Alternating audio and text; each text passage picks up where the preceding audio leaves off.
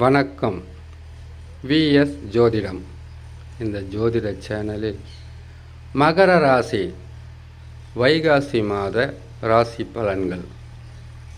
மகர ராசிக்காரர்களுக்கு வைகாசி மாதத்தில் ராஜகிரகங்கள் என்று சொல்லக்கூடிய குரு, சனி, ராகு, கேதுக்கள், உபகிரகங்கள் என்று சொல்லக்கூடிய சூரியன், சந்திரன், செவ்வாய், புதன், சுக்கிரன், 9 கிரகங்களால் மகர ராசியான உங்களுக்கு எத்தகையான சிறப்பான பலன்கள் கிடைக்கப் போகிறது என்பதை சிறு விளக்கமாகவே பார்த்து விடலாம்.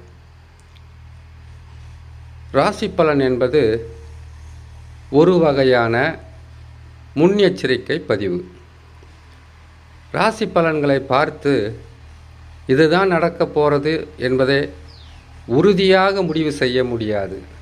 காரணம், சொந்த ஜாதகம் உங்கள் கையில் இருக்கும்போது அந்த சொந்த ஜாதகத்தில் நடக்கின்ற தசா தான் உங்களுக்கு உண்மையாகவே நற்பலன்களை செய்ய தயாராக இருக்கிறதா, இல்லை பாதக பலன்களை கொடுக்க தயாராக இருக்கிறதா என்பதை முடிவு செய்ய வேண்டியது சொந்த ஜாதகம்தான்.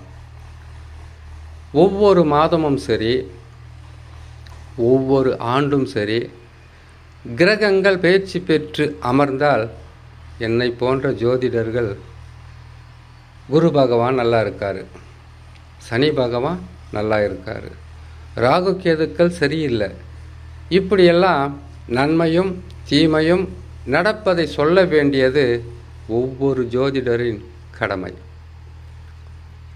எவ்வளவுதான் நாங்கள் நற்பலன்கள் மட்டும்தான் நடக்க போகிறதுன்னு உறுதியாக சொன்னாலும் அதை முடிவு செய்ய வேண்டியது சொந்த ஜாதகமும் அதில் நடந்து கொண்டிருக்கக்கூடிய தசாவும்.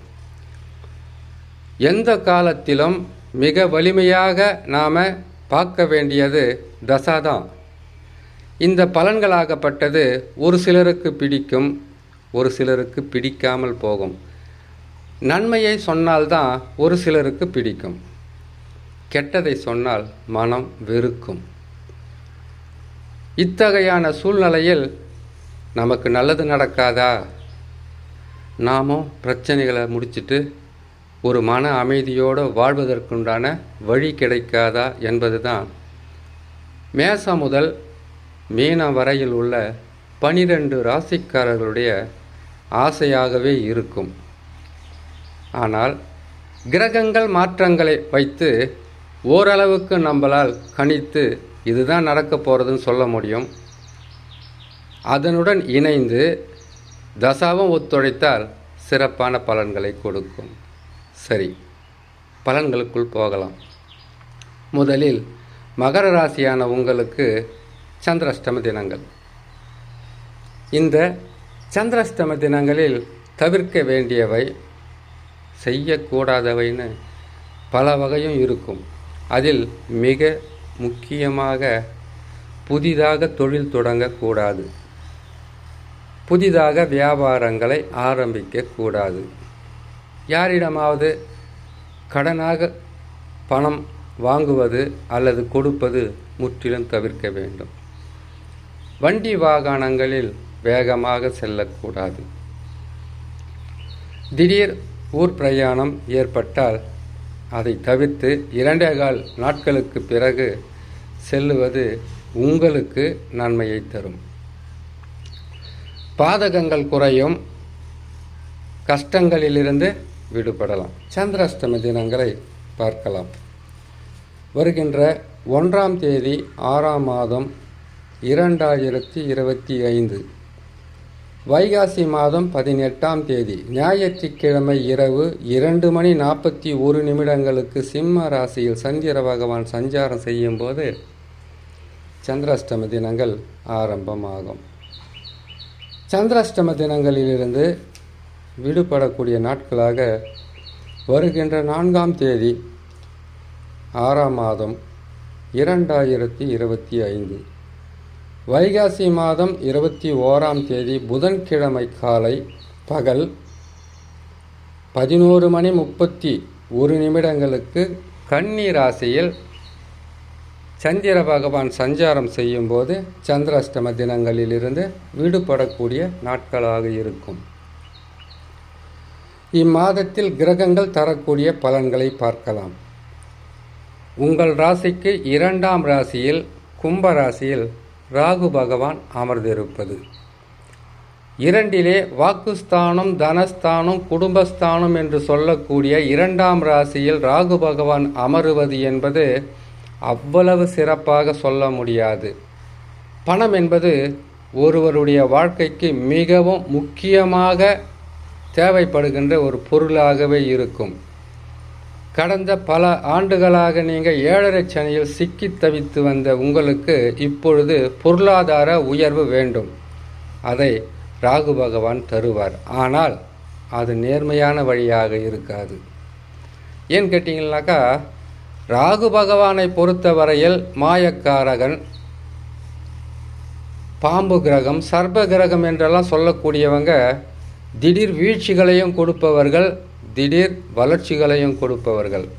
நாம் ஏதாவது செய்து பணத்தை சம்பாதிக்கணும், இருக்கிற கஷ்டத்திலிருந்து முழுமையாக மீண்டு வெளியில் வரணும், மற்றவர்களுக்கு முன்னால் வாழ்ந்து காட்ட வேண்டும் என்கின்ற வைராகியத்தை கொடுக்கக்கூடிய கிரகங்கள் சில நேரங்களில் உங்களையும் அறியாமல் அதிர்ஷ்டத்தின் பின்னால் அலைய வைக்கும்.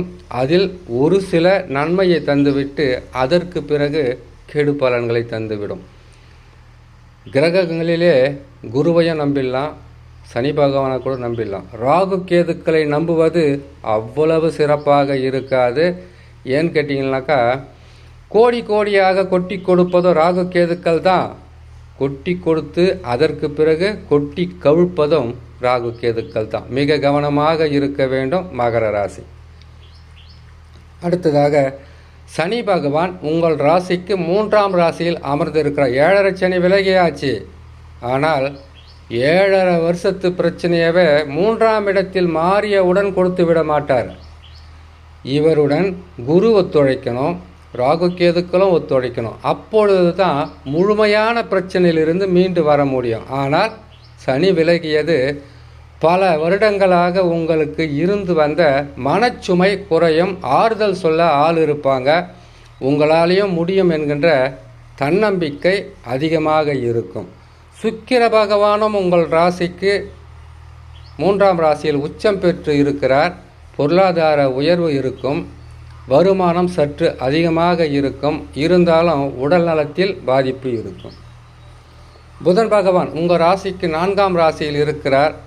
புதன் பகவானை பொறுத்தவரையில் ராசிக்கு 4இல் இருப்பது அதிகப்படியான அலைச்சலும் திருச்சலும், அதனால் சில நன்மைகளும் இருக்கும். சூரிய பகவான் உங்கள் ராசிக்கு 8ஆம் அதிபதி 5இல் இருக்கிறார். பிள்ளைகளால் மனசஞ்சலமும், வேலை செய்கின்ற இடத்தில் குழப்பங்களும், சில போராமையும் கட்டாயமாக சந்திக்கக்கூடிய சூழ்நிலையில்தான் மகர ராசி. குரு பகவான் இருப்பதிலேயே குரு பகவான் தான் உங்களுக்கு இன்னல்களை தருகின்ற ஸ்தானத்தில் அமருகிறார். ராசிக்கு 6ஆம் இடம். பரவாயில்ல, 6ஆம் இடம் என்பது நோய், கடன், பகை, எதிர்ப்புகளை அதிகமாக தரக்கூடிய ஸ்தானமாக இருந்தாலும், எப்போவோ செய்தது, என்றைக்கோ பேசின வார்த்தைக்கு கூட வீட்டை தேடி வந்து பிரச்சனைகளை கொடுப்பாங்க. உங்களை பார்த்தாவே மற்றவங்களுக்கு பிடிக்காது. அது உறவாக இருக்கட்டும், நட்பாக இருக்கட்டும், எதுவாக இருக்கட்டும், உங்கள் மேலே வந்து வெறுப்பையும் வேண்டாத மனக்கசப்பையும் திணிக்கக்கூடிய காலகட்டத்தில் நீங்கள் இருக்கீங்க. பொறுமையாக இருங்க. இந்த கெட்ட நேரம் பல மாதமெல்லாம் கிடையாது, சில மாதம் மட்டும்தான் பொறுமையாக இருங்க. செவ்வாய் பகவான் உங்கள் ராசிக்கு 7இல் நீசம் பெற்று இருக்கிறார். கணவன் மனைவிக்குள் ஒற்றுமை இருக்காது. நண்பர்களிடையே சில கருத்து வேறுபாடுகள் இருக்கும். மன கஷ்டங்களும் தேவையில்லாத குழப்பங்களும் வரும். கேது பகவான் இதுதான் ரொம்ப முக்கியமான விஷயம். எப்போவுமே கேது பகவானும் சரி, ராகு பகவானும் சரி, சனி பகவானும் சரி, குரு பகவானும் சரி, ராசிக்கு 8இல் வருவது அவ்வளவு சிறப்பு கிடையாது. ஒவ்வொரு பதிவிலும் சொல்கிறேன். 8ஆம் இடத்தில் கேது பகவான் அமருவது என்பது உங்களையும் அறியாமல் சில தவறுகளை செய்ய வைத்து அதனால் தண்டனைகளை கொடுக்கும். பொருட்கள் திருடு போவும், மற்றவர்களால் ஏமாற்றங்களை சந்திக்கக்கூடிய சூழ்நிலையாக இருக்கும். தசா நல்ல நிலையில் இருந்தால் பொருள் விரயங்களை கொடுக்கும். திடீர் இழப்புகளும் திடீர் நஷ்டங்களையும் கொடுத்துவிடும்.